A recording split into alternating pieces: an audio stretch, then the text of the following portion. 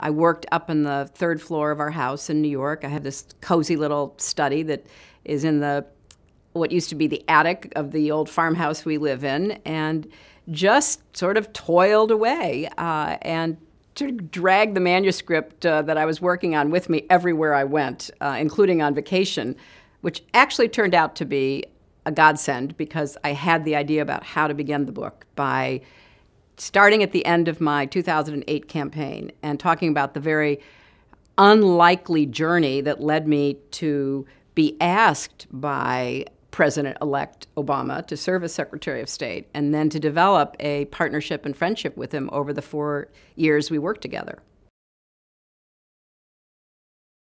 I considered a lot of titles. As you might guess, I have a long list of unsolicited suggestions. Some said It Takes a World, because I had written a book back in the 90s called It Takes a Village. And that was certainly true in the writing of the book. I had a lot of great help. There was also this wonderful idea that just stayed with me that I thought about very seriously. The Scrunchy Chronicles, 112 countries, and it is still all about my hair.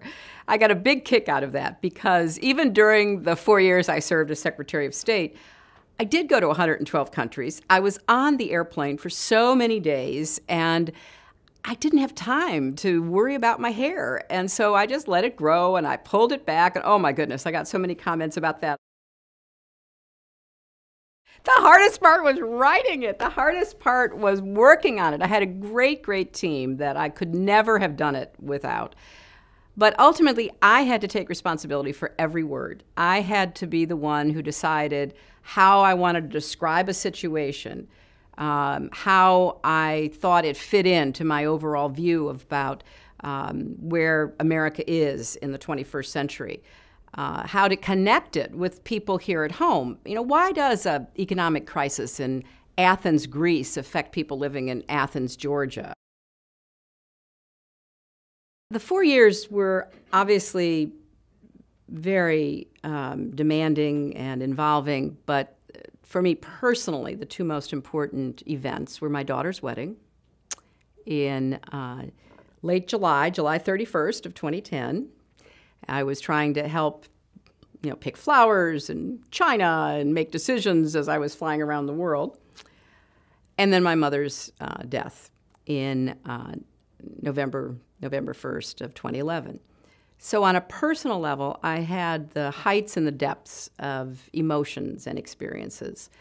And for both of them, I was incredibly grateful that I could be